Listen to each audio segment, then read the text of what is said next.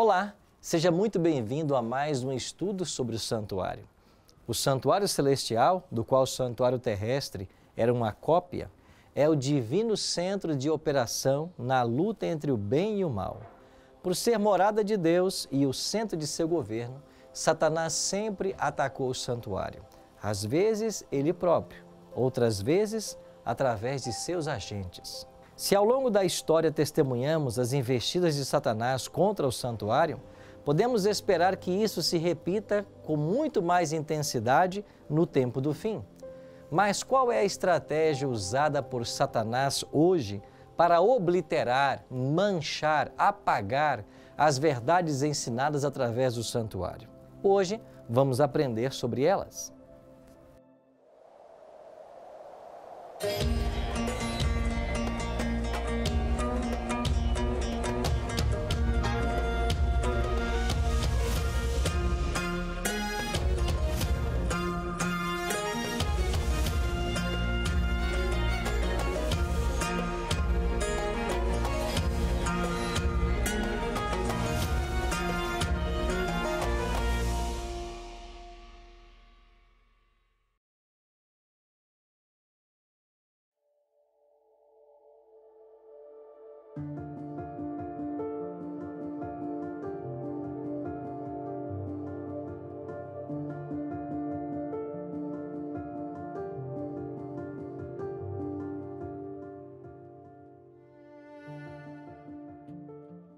O apóstolo Paulo fala sobre a obra do anticristo no tempo do fim, precisamente antes da volta do Senhor.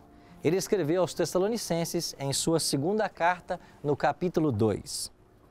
Irmãos, no que diz respeito à vinda do nosso Senhor Jesus Cristo e à nossa reunião com Ele, nós vos exortamos a que não vos demovais da vossa mente com facilidade, nem vos perturbeis, quer por espírito, quer por palavra, quer por epístola, como se procedesse de nós, supondo que tenha chegado o dia de Deus.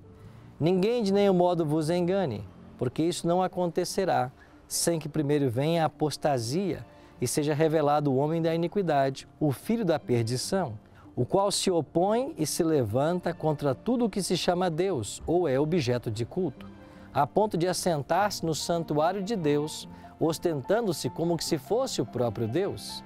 E no verso 9, Paulo escreveu: ora, o aparecimento do iníquo é segundo a eficácia de Satanás, com todo o poder e sinais e prodígios da mentira.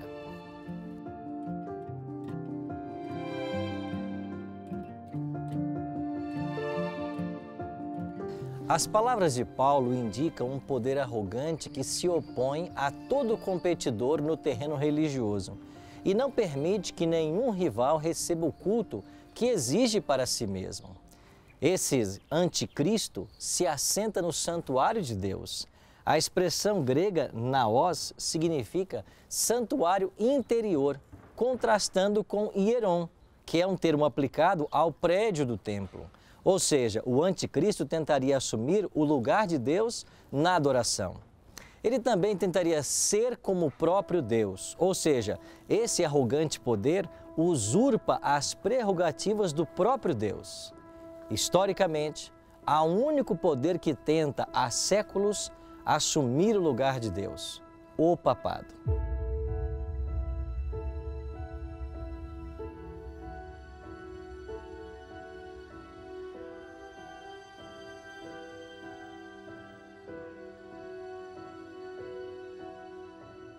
O processo de paganização do cristianismo não apenas deitou por terra a verdade do santuário, mas também substituiu as doutrinas básicas conectadas com o santuário por ensinos de origem pagã. Vamos ver alguns exemplos? Primeiro, o sacrifício único e completo de Cristo passou a ser blasfemado repetidas vezes através do sacrifício da missa. Vou dar um exemplo claro para vocês. O Concílio de Trento definiu: pela consagração do pão e do vinho, opera-se a mudança de toda a substância do pão na substância do corpo de Cristo, nosso Senhor, e de toda a substância do vinho na substância do seu sangue. Essa mudança, a Igreja Católica denominou-a com acerto e exatidão, transubstanciação. Mas a palavra de Deus não aprova esse pensamento. Se o pão se transforma no corpo e o vinho se transforma no próprio sangue de Cristo, ele morre então novamente em cada missa. Mas Pedro ensinou que Cristo morreu uma única vez pelos pecados humanos, para nos levarmos a Deus. Um segundo exemplo é a intercessão única e exclusiva de Cristo no santuário celestial, que foi substituída pela mediação espúria da Virgem Maria e dos santos mortos do clero romano. Assim diz o Catecismo: finalmente, a Imaculada Virgem, preservada e imune de toda mancha da culpa original, terminado o curso da vida terrestre, foi assunta em corpo e alma à glória celeste. E para que mais plenamente estivesse conforme é seu Filho, Senhor dos senhores e vencedor do pecado e da morte, foi exaltada pelo Senhor como Rainha do Universo. A Assunção da Virgem Maria é uma participação singular na ressurreição de seu Filho e uma antecipação da ressurreição dos outros cristãos. A Bíblia não apoia a ideia de existirem santos ou mesmo Maria intercedendo entre Deus e o homem. Paulo foi claro em seu ensino que só há um mediador entre Deus e os homens, Jesus Cristo, homem. E o que dizer da doutrina da confissão auricular quando o sacerdote diz ter o poder de perdoar os pecados? Os mandamentos do Decálogo, guardados na Arca da Aliança, especialmente o segundo mandamento, foram modificados para dar a mediação dos santos e a veneração das imagens. O Catecismo, na página 539, cita os 10 mandamentos como em Êxodo e Deuteronômio, mas na forma catequética, o segundo mandamento não aparece. Foi fundamentando-se no mistério do Verbo encarnado que o Sétimo Concílio Ecumênico, em Niceia, justificou contra os iconoclastas o culto dos ícones, os de Cristo, mas também os da Mãe de Deus, dos anjos e de todos os santos. Ao se encarnar, o Filho de Deus inaugurou uma nova economia das imagens. O culto cristão das imagens não é contrário ao primeiro mandamento que proíbe os ídolos. De fato, a honra prestada a uma imagem se dirige ao modelo original, e quem venera uma imagem, venera a pessoa que nela está pintada. A honra prestada às santas imagens é uma veneração respeitosa e não uma adoração que só compete a Deus. A Bíblia é clara em condenar a adoração de imagens, a veneração de qualquer imagem, ou mesmo orar àquele a quem ela representa, configura a quebra do segundo mandamento, que proíbe a adoração de imagens de escultura.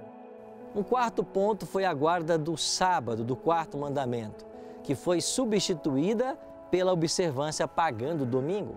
Aqui no Catecismo, na página 568, nós lemos: Jesus ressuscitou dentre os mortos no primeiro dia da semana. Enquanto o primeiro dia, o dia da ressurreição de Cristo, lembra a primeira criação, enquanto o oitavo dia, que se segue ao sábado, significa a nova criação inaugurada com a ressurreição de Cristo. Para os cristãos, ele se tornou o primeiro de todos os dias, a primeira de todas as festas, o dia do Senhor.